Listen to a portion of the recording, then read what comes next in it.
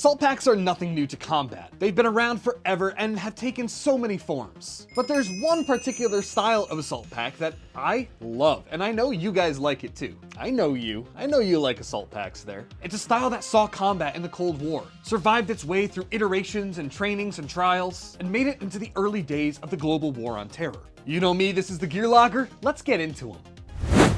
Let's start out with the first assault pack, and one that you guys have actually seen on this channel before, and this is the LCS-84 Patrol Pack. This was, as I mentioned, part of the LCS-84 system, one developed by Low Alpine, that ultimately turned into other forms, which we'll talk about in a minute. The coolest place that this showed up was with Delta Force during Operation Just Cause. One of the members of, I believe, Paul Howe's squad was seen outside one of the gates in Panama wearing this. It's a grainy photo, but one of my favorites, and one I'll hopefully do an impression of soon. You see, this assault panel, or patrol panel as it's called, I'm gonna use it interchangeably in this video, was developed to do kind of a couple jobs. Number one, it was the lid system to the LCS-84 rucksack, which again, if you haven't already seen that video, go watch that one after.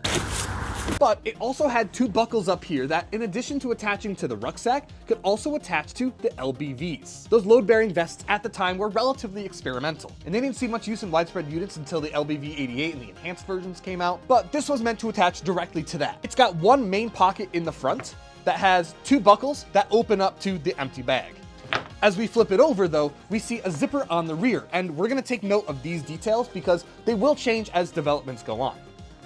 As you open this up, you also have access to the big open compartment. There's absolutely nothing else special about this whatsoever. You have a couple webbing rows on the side and some webbing slots on the bottom. But aside from an amalgamation of buckles everywhere and this little piece which is annoying to loop through, but you can do it on the ruck, that's it. You see, this was part of the LCS-84 system, and it wasn't until the LCS-86 that there were actual trials in the military. Now that experimental version only differed slightly from this in that it had two quick detach buckles on the side so you could doff it more easily while wearing it on your LBV. But just like I mentioned in that LCS-84 video, tragedy struck, and it came in the next form. You see, the LCS-84, 86, that style was generally approved, and the contract was given to other companies. Low Alpine did make some, but the IIFS system produced this piece here. The IIFS is the more correct name for it, but I'm gonna refer to it as the CFP-90 because that's colloquially what it's known as.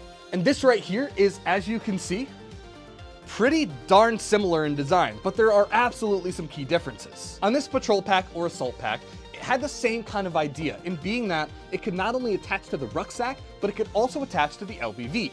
However, it wasn't the main top compartment. It attached to the rucksack, but it wasn't meant to close everything off. So this was more often used as a separate patrol pack.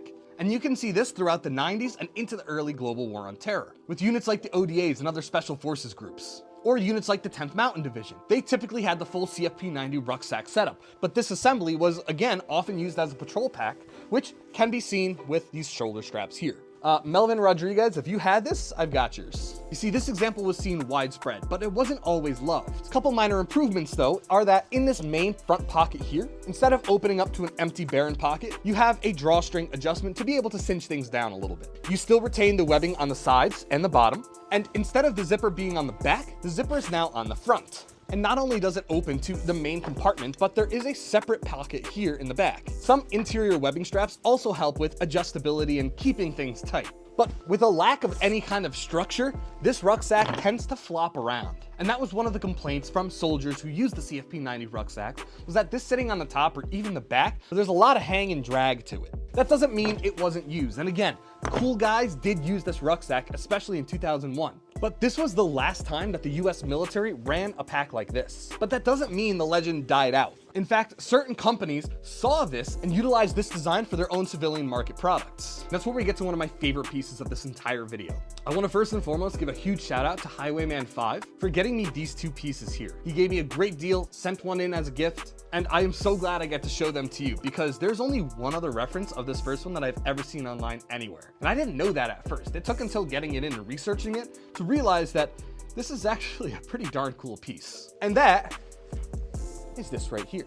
Now, as you can see, already considerably more structure. Holding it up side by side with the CFP-90 one, you can see while this kind of folds and flops on itself, this still maintains that rectangular shape. And this is from a legendary company. This patrol pack right here comes from Eagle Industries. Now, the design between this and the CFP-90 is virtually identical. You still maintain the outer pocket with the drawstring, the webbing loops on the side and the bottom, and a zippered pocket to open up the top. Here, not only do you see some padding, but you also get that beautiful Eagle Industries logo. And based on the logo and the dates on the buckles, this piece was produced around 2001. As I said, the CFP90 saw use in 2001, and Eagle Industries around that time decided to develop their own. It still has the drag handle, and the rucksack straps are the exact same, although these ones, being in relatively new condition, are a lot nicer than those. The material is a 1000D Cordura, whereas this is probably closer to 500. I can't tell exactly. Could also be that this is a lot more worn, but this is absolutely a thicker material and holds true to the Eagle Industries manufacturing of the time.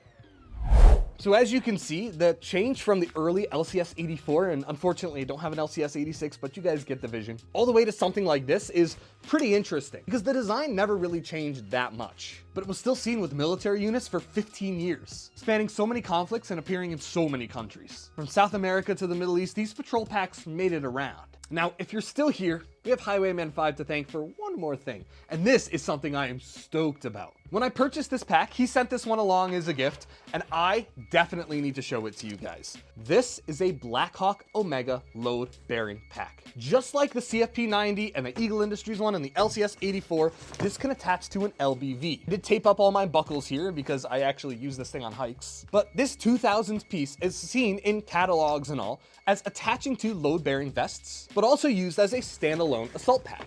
And this design came directly from Eagle Industries as well. In fact, I believe they did it first, but this is almost identical to that design. However, this has a really cool user. Thanks to a fellow gear collector here on YouTube and Facebook, he compiled some reference photos that we can actually see this used in. In Ramadi in 2006, one of these assault packs shows up with SEAL Team 3. So now that you know that a cool guy used this, let's take a look at the basic features of it. The padding on the back is very nice, and in fact, when I used this on multiple hikes, I had zero issues with comfort. It does have a small D-ring here, as well as a small port here to put out a hydration tube. The shoulder pads are nice and wider than any of those other ones, and it does have buckle adjustability kind of all over the place. Opening this pack up, you do have the two top buckles here with a drawstring closure here. You see the Blackhawk logo there, and as you open it up, there is a small rear pocket for any kind of padding or I guess additional things you want to keep closer to the body, but internally, that's really it. There is a cool piece on top of this pack though, and that is this little pouch right here. According to the catalog, there was actually a length of paracord included with all of these packs, which is something that I don't think other companies would do today. I don't know why Blackhawk did it, but it's kind of neat. And while this one is similar to the Eagle Industries one that also had some cool users, I think this one has a bit of charm in its own. So with that being said, which assault pack was your favorite? I'm partial to the Eagle Industries just because I really want to get into collecting this retro stuff, but let me know what you thought. This is the Gear.Locker. See you guys in the next one.